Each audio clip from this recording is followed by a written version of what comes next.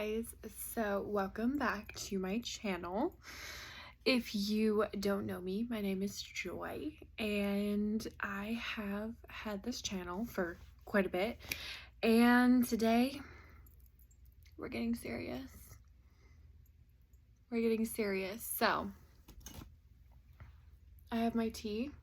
It has magnesium in it. It's a relaxing tea. It is past midnight. I cannot sleep. I'm struggling with insomnia. So I'm here. I thought that this would be the best place to rest, find some clarity, and to keep myself busy. So I have been vlogging. I have had I had inspiration and I wanted to try to enter this space again. See if it was something it's something I really wanted to explore. It's something I've wanted to do.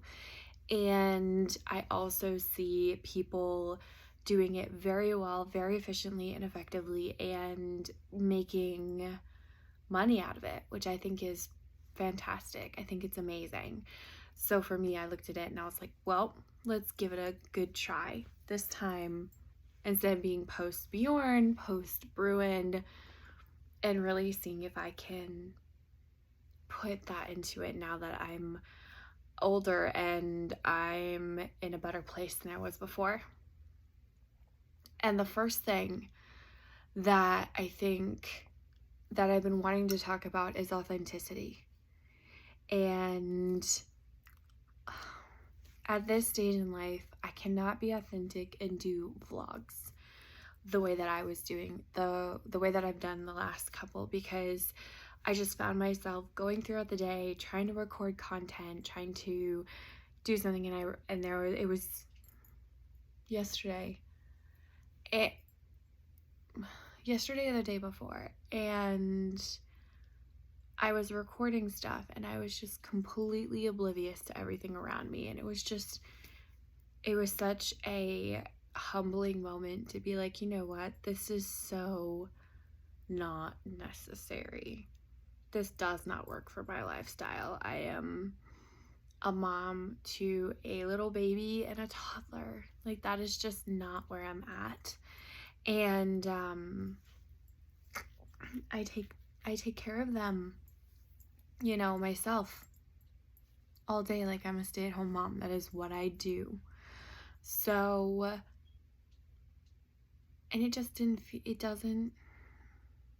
feel like me, because it feels like I'm constantly having to like do something, be something, create something, instead of just being authentically myself, which, if I'm honest, I like talking about mental health. I like talking about parenting and gentle parenting. I like to talk about real life things, my journey with my body and eating disorders and body dysmorphia, just breaking generational cycles, really serious, amazing things.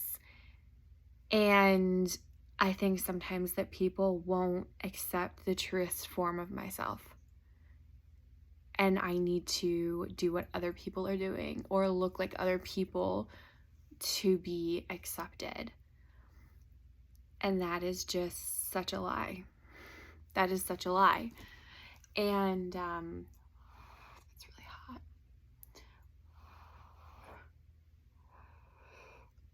Oh, that's gross. That's gross. Pretend you didn't see that.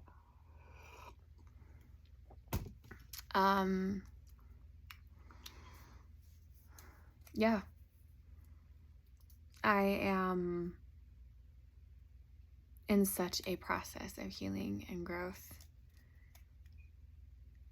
And it is such amazing but difficult work to break those cycles, to choose healing, to choose health for yourself and your children, and yeah, and just live life. Because it's almost, to me, healing feels like a full-time job. And then you have your life alongside of it. And those two things, they have to be together. They work simultaneously. And it takes a lot of intentionality and effort. I'm going to be starting school very soon. I've lived my life in this kind of eternal state of not knowing what to do. That loss of identity, that inability to create my own identity has been something that has really affected me. That I couldn't be who I was. And I think we hear that a lot in our society, and I think it's associated with a lot of different things, but that is why it's a coping mechanism to chameleon, to be what you think other people want you to be or need you to be. And if you're in that place, or you think that is something that you're experiencing, sometimes people will call you manipulative. And that's very far from true. It is a real coping mechanism. And if you're in that place, I invite you to really work on yourself, get help, and break out of that holding pattern, that coping mechanism, whatever your name is for it. I highly suggest breaking out of that cycle, because it's an adventure. I get to find out who I am, and I get to do so without judgment, without limitations, without those things restricting and withholding. I don't have to fit inside anyone's expectation, anyone's box, society's, anyone. I get to be authentically myself. While other people don't think that that's a big deal, it's a very big deal for me. For the kid who felt lost, for the kid who never felt a part of anything, that is important. That is valid. Absolutely valid. And it is the best thing doing it in that, and just with this whole new space, realizing where Christ fits and realizing who he is, what he's done for me, and who he is to me. It's impactful. It's just, I don't have words. I really don't. I don't have words.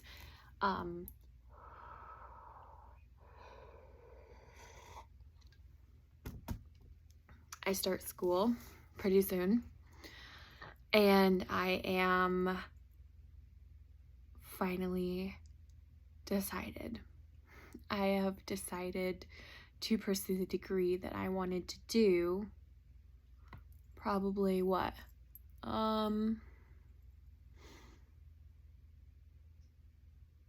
years ago, 10 years ago. Yeah. The first thing that I really wanted to do, the thing that I found so much comfort in, was psychology. And specifically, I'm going for counseling, because if I can take my experiences, my interest for this field, and put that towards helping people, being a better parent, being a better friend, being a better wife, if I can do that, then I want to. This was something that I've been talking to my support structure about. It's this idea of, when I was younger, the phrase "here am I, send me" was something I was always really afraid to say, because I think in different parts of Christian culture, and especially with the generation that I was raised in, it was like this idea of missions and evangelism, being this Franklin Graham going to different countries, very like rigid, this is what this looks like. And I didn't want to do that. I was not an evangelist. I was not a missionary. I had no desire to go to another place to do that, which I felt guilty about. But then I didn't know what to do. So in my mind, I made it up. Like, I'm going to go into the military or become a police officer. And my main goal in that was that I could give my life in someone else's place, that I could do that. That would be my sacrifice. That would be my witness, whatever I could. And I did not plan to live past the age of 20, because I was so dead set on that being my answer and what I was going to do. And then when I didn't go into the military, when I didn't do those things, I didn't know what to do, and I didn't know what my calling looked like, what I should do. And I went through some unfortunate things with different groups and churches, and there was just this overworking and then burnout and then guilt cycle, total cycle. And it was on both sides. It was both them and it was me. It was both. It was brokenness. It was absolute brokenness that I was in, because I hadn't gotten myself help. I didn't even know how to. I didn't even know where to start. I didn't even know that I wasn't even acknowledging half of the things that were hurting me. So I couldn't. When I realized that my gut instincts, because before I was like, well, I'm just going to be in the military. I can do it. I can be tough. I feel validated by being tough, masculine. I feel validated in being better and being physically elite. I wanted to be a profiler. I was fascinated by human nature, by the mind, by the brain, and I was attracted to more of the dark side of it. And now, flip the coin, like at least over 10 years later, and I'm on the opposite side of that, where I'm still fascinated. I'm less fascinated by human nature and people, and I'm more fascinated by how we're made in our bodies and our brains and our ability to heal, our ability to rewire ourselves, to retrain our thoughts, to take our minds and our thoughts captive, how to surpass what has disrupted our thinking patterns and our bodies. That original desire that was not approved of, to be in the psychology field, to do something like that, with that desire to help people, it just is so right. It makes so much sense. And for me, I don't even know where I was going with this, but it has always been my desire. It has always been my desire to serve, to find my purpose, to find my thing. That's just, there's so much pressure on kids and teenagers. Find your thing. Have you found your thing? Have you found your thing? And especially inside the church, because there's this simultaneous, have you found your thing? And then have you found your Jesus thing?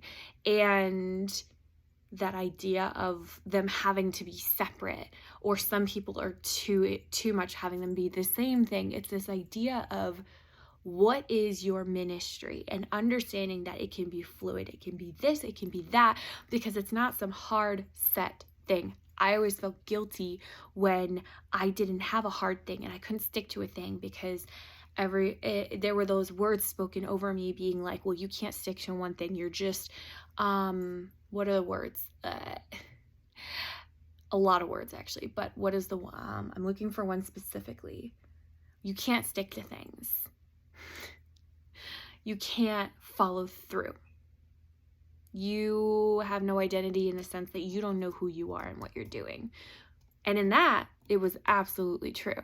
I did not have an identity. I did not know what I was doing. I realized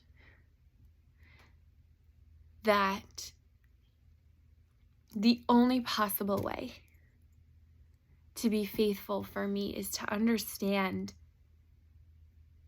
that in a moment, your mission, God could be calling you to one thing. That one thing that I did for 3 months or a year and then moved on to something else because I was like, oh my gosh, I'm done with this. I'm done. If that was God saying, hey, you're doing this for this amount of time, now you're moving on to this amount of time, and now you're doing this for this amount of time. And in it, I can look back and I can see where he was leading me, how he was growing me, how he was doing all of these things. We have to follow what God says in that moment, and that knowing that it might look different 5 months down the road, 5 years down the road. We may not always be set in one specific thing in how we serve Christ and in how we take care of ourselves. And that is really freeing for me to understand that. And when I really came to understand that, and not have that poverty mindset of I need to do this now, I need to understand this now, I need to do this now.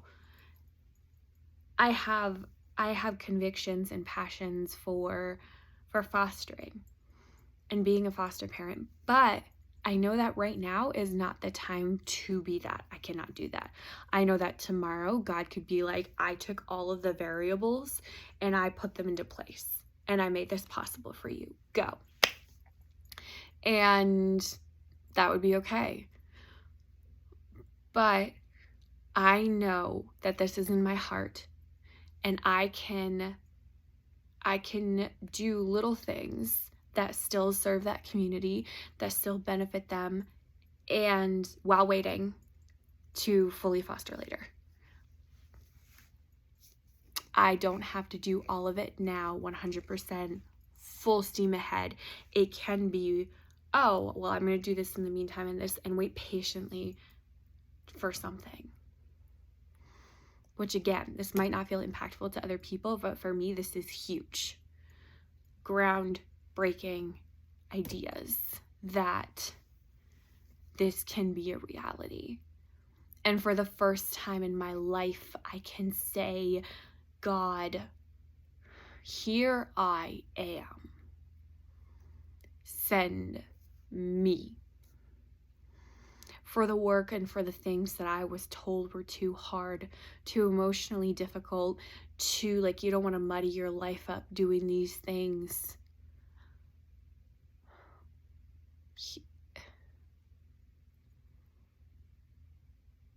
Who else? Who else? No. I finally know myself well enough and embracing that to be still and rest and surrender myself to God. So yeah. I don't know what's happening with you at 12:45 on a Thursday, but that's what's up with me. Purpose, peace,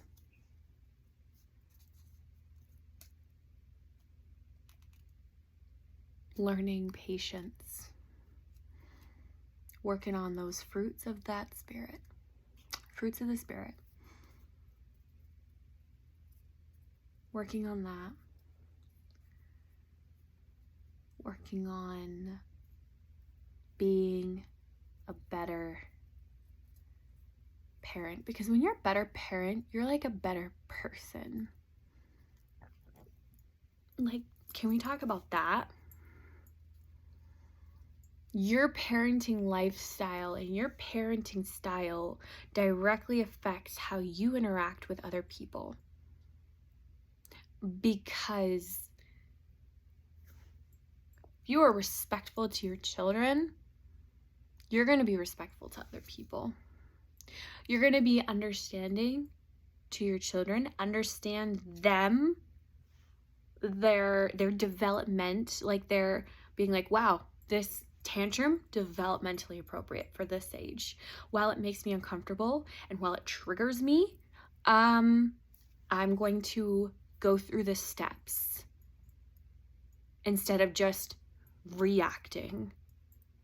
I'm going to regulate for them because I understand that they cannot regulate themselves. When you have an interaction with an adult who is just over it, they've been pushed, their ability to regulate themselves has just, we're going to be so much more apt to say, go through the same list. Have they eaten? Have they slept? Are they thirsty? Has it been a long day? With a person, just as much as we would with our kids. So, yeah. Your parenting style directly affects how you interact with other people. And I want to be kind. I want to be respectful. I want to be gracious. I want to look past petty things, and I want to be able to be like, whoop, doesn't matter. I don't want to hold on to every little thing and every little offense, just constantly be at war with other people, which I don't always feel like. But even when you're just driving, you're like, oh my gosh, why does someone do that? That is so irritating. And there's like that holy righteous anger over things where you're like, that is super uncool and I am not okay with it. But then there's that human side of us where we're just like, I don't like it. I don't like it. It's like, well, you could not like it, still be decent. I don't like it when my toddler has complete meltdowns or doesn't listen or throws rocks. I don't like it. I still have to, do the right thing. Isn't that our walk with Christ? I don't like it. I don't like where you have me, Lord, but I still want to honor you. So yeah, that's that. Hopefully, in the future, I will not be recording this at this time of night. But we'll take it when we can get it. And I hope that my prayer is that if you're watching this, and you know me, because I am not an influencer. You know me if you're watching this. You either are inspired to research neuroplasticity and healing and really lean into Christ for your own personal healing. Because, babe, we all need it. If you think to yourself, oh no, I don't have anything, I'm fine, I don't need therapy, I'm fine, go call, like right now. Because you do. And it's not a bad thing saying, I need to heal so that I can be good and kind and patient and the best self that I can be. It's actually really mature. And if you're here And even if you're just watching this, be like, ugh, what's up with that? What's up with that Joy? I don't get her. I don't like her vibe. You don't have to. You don't have to. I get it. It's okay. You can not agree with me as a person, but please, please listen to this idea of